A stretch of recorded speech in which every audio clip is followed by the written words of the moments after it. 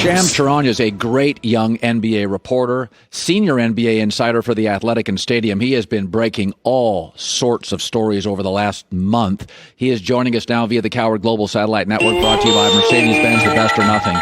All right, so Kevin Durant called Kendrick Perkins a sellout for criticizing Kyrie Irving. Kyrie Irving is we shouldn't play the season. So you talk to players. There's hundreds of them on calls. How many players do you believe, and I'm sure it's substantial, agree with Kyrie in that even though the platform is greater to play, it's not the right time to play? I mean, Colin, you had at least 85 players at one point on that call on Friday that were at least considering sitting out because of the same reasons as Kyrie Irving. They wanted to hear from him, his voice, hear from other star players. You know, on that call Friday, as I reported, you had Kevin Durant, Chris Paul, Russell Westbrook, Joel Embiid. You had a lot of big name players, and there were at least 85 guys that were at least enchanted by Kyrie Irving's words and his movement to the point where they wanted to get on that call. And at the end of the day, Colin, the NBA, Adam Silver, the NBPA has made it clear it's on each individual player to make his own decision. Everyone is entitled to their own opinion. So who am I? Who are you? Who is anyone to judge the way Kyrie Irving wants to feel about social justice, social reform? And that's how that's the NBA's approach. There won't be a penalty. All players are expected to be given a June 24th deadline to give their decision to teams. And my sense is that there is a majority of players that do want to play. There's a faction of guys that feel just like Kyrie. You know, you have Avery Bradley, Dwight Howard, players like that are also part of this so-called movement. Then you'll have another group of players that will potentially sit out just based on what's going on in the country, as well as the coronavirus pandemic and their own personal lives. You know, I know a couple of players that are dealing with family illnesses, and they're going to have to deal with that and have to figure out whether we play or not. Yeah, let's talk about that. June 24th, you have to announce here pretty quick, I'm out. You probably wouldn't get a ton of pushback from other players, maybe unless you were a star on a great team. Do you see a star or high-level player or two pulling out?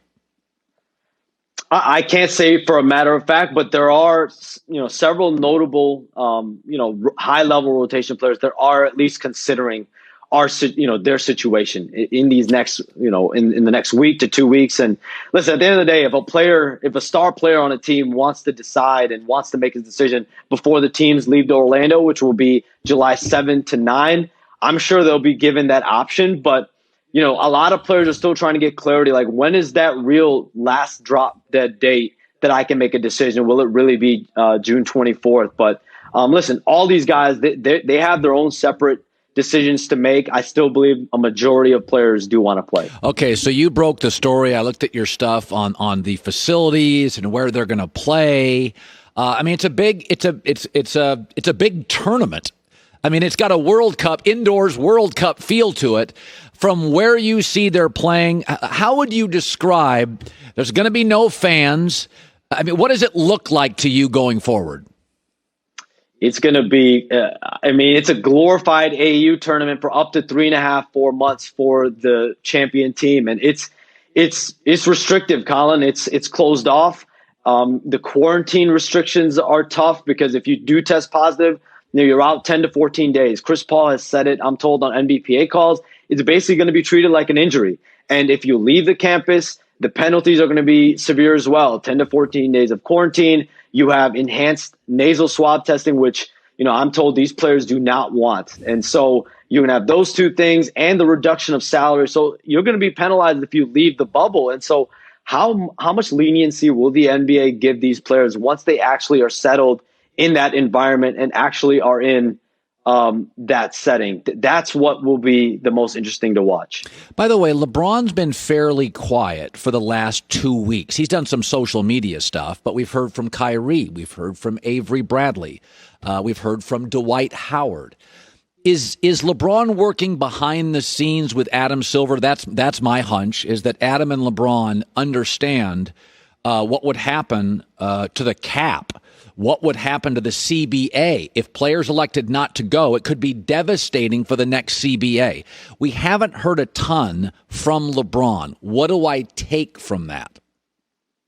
You can take from that LeBron James wants to play, and he's had his private conversations with Adam Silver, as have other star players in the league. And, he's made his position known. He wants to play and feels like they can use that platform, that setting to really, thrive and not only use it as far as performance, but use that as a social injustice, platform for them to continue to spread their message. And I'm told the NBA, the players are still trying to figure out a way and multiple ways that they can affect change across the country. And that's the side that LeBron James falls on, is he believes that the players are better suited playing in games and competing. Now, Adam Silver said a couple of months ago, he said, listen, we're not built for a multi-year pandemic. This is not good for anybody, but it could be really punitive to players. Do you believe if they get through this, that it will absolutely change next season and we'll have a new NBA that starts on Christmas and ends in early August? I don't think the NBA's goal is for this to be a permanent thing, as much as fans would love for every season to begin on Christmas Day. I do think the NBA wants to knock out an 82-game schedule next season, but the goal at some point is to return back to the old schedule, which obviously, you have games starting in October, finishing up in June. That is what the NBA, I'm told, is hopeful to return to, but I don't know how long it will take. Will it take a month, a year? Will it take 2 years? That is up in the air. And also the start date for 2020-21 is still up in the air. The players do not want to do December 1. Will they settle on December 25th? These are all questions that remain to be seen. All right, Shams Charania does a great job for the Athletic in the stadium. Finally, we're gonna have a season, right? Like, there's no chance from this point forward there's a pullback. We're going to have an NBA season, right? So, Colin, this is the analogy I've made. The boat is going. They're going to Orlando. If players want to get off, they can get back in the water and they can go. But this boat is going, and it's going to Orlando. And the NBA, the NBPA have agreed upon these protocols, the health and safety packet, the 113-page packet that I reported on the other day. And that was probably the biggest condition that they had to resolve, and they resolved it. And the 22-team format's resolved. So all systems go. This pandemic has shown me, and I'm sure shown you, Colin, that anything is possible. But barring any unforeseen movement, the NBA, the NBPA are moving forward here. All right, Shams, great stuff. Great update for us. That's good news. We miss sports. Good talking to you. Thank you so much. Hi, everybody. Thanks for watching. Subscribe here to get the latest from the show. Also, be sure to check out more of the best clips from The Herd, or go watch a few segments from other shows on FS1.